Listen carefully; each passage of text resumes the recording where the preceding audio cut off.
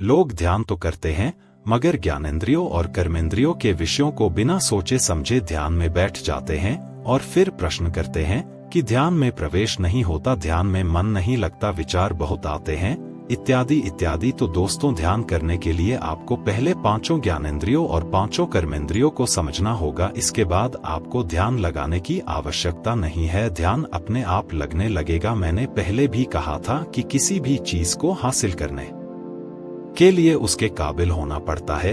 हमारा शरीर 244 तत्वों से बना हुआ है, 5 महाभूत, 5 कर्मेंद्रियां, 5 ज्ञानेंद्रियां, 5 तन मात्राएं और अंतक चतुष्टय मन, बुद्धि, चित्त और अहंकार। इन सब के बारे में और कभी जानेंगे। आज जानते हैं ज्ञानेंद्रियों से कैसे मनुष्य का पतन होता है। यह हम हिरण, हाथी, पतंगा, मछली और काली मधुमक्खी के छोटे छोटे एग्जाम्पल देकर समझाएंगे। अगर आपको ज्ञानेंद्रियों को समझना है तो वीडियो को बिल्कुल स्किप मत करना। हमारी 5 ज्ञानेंद्रियां हैं, आँख, कान, नाक, जिह्वा और त्वचा। इन सब की 5 तन मात्राएं हैं, शब्द, स्पर्श, रूप, रस, गंध। हिरण, हाथी, पतंगा, मछली और काली मधुमक्खी, यह पांचों 5 इंद्रियों में से किसी एक से बंधे होकर मर गए हैं। शब्द, स्पर्श, रूप, रस, गंध, इनमें से यह पांचों जीव किसी एक की ज्यादा आसक्ति के कारण मृत्यु को प्राप्त हुए हैं। तो फिर उस मनुष्य का क्या होगा जो इन पांचों से जुड़ा हुआ है। यह पांचों दुर्गुण जीवात्मा को इस माया जाल में फंसा कर ही रखते हैं और भगवत प्राप्ति से वंचित और दूर धकेल रहते हैं। परमार्थ मार्ग के पथक को शब्द, स्पर्श, रूप, रस, गंध, इन पांचों का अच्छाई के लिए उपयोग करना चाहिए। एक साधक के लिए यह 5 दुर्गुण विष के समान है। यह सारे विष के समान क्यों हैं? आइए मैं आपको ज्ञानेंद्रियां तथा तन मात्राओं के साथ समझाता हूं। हमारी पहली ज्ञानेंद्रियां है कान, जिसकी तन मात्रा शब्द है। हिरण शब्द के कारण मरता है, वह कैसे, चलिए जानते हैं। हिरण के नाभि में कस्तूरी होती है, सभी हिरण के नहीं होती, 100 में से 1 के होती है।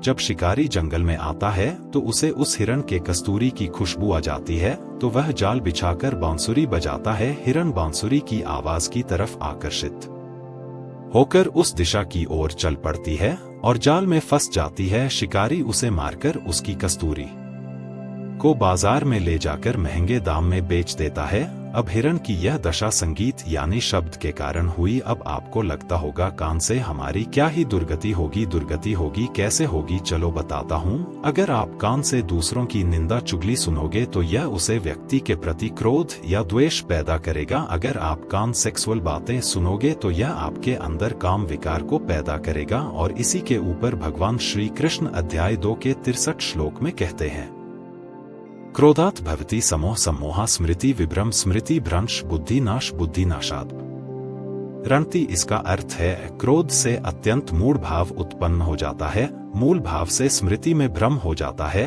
स्मृति में भ्रम हो जाने से बुद्धि अर्थात ज्ञान शक्ति का नाश हो जाता है और बुद्धि का नाश हो जाने से यह पुरुष अपनी स्थिति से गिर जाता है। इतना सब कुछ सिर्फ कान से भी हो सकता है। ऐसे ही बाकी विषय है, थोड़ा सूक्ष्मता से समझिए। हमारी दूसरी ज्ञान इंद्रिया है त्वचा, जिसकी तन मात्रा स्पर्श है। हाथी विशाल होता है मगर वह स्पर्श के कारण मारा जाता है। जंगल में हाथी को पकड़ने वाले शिकारी एक लकड़ी की हथिनी तैयार करते हैं और उसके पीछे एक बड़ा सा गड्ढा खोद कर रखते हैं। हाथी झुंड से निकलकर हथिनी के साथ संभोग की लालसा से निकलता है और गड्ढे में गिर जाता है। फिर उसे 4-5 दिन तक भूखा रखते हैं ताकि उसकी ताकत कम हो और वह कमजोर हो जाए। हाथी जब कमजोर हो जाता है तब उसे पकड़ कर ले जाते हैं और फिर अपनी मनमर्जी के हिसाब से उसे काम कराया जाता है।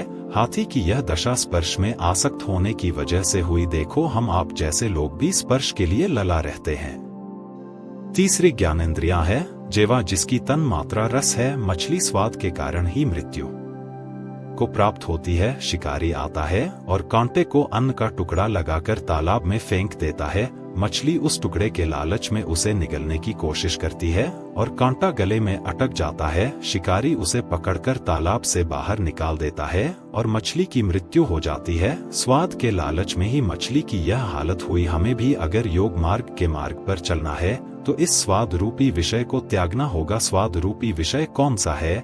जिस भी अन्न से जिह्वा को स्वाद मिले उनका त्याग करना, जैसे खट्टा, मीठा, तीखा, चटपटा और नॉनवेज, इन सब का हमें याग करना चाहिए, हमें भोजन सात्विक और भूख से थोड़ा सा कम करना चाहिए। इसे आध्यात्मिक भाषा में तप भी कहते हैं।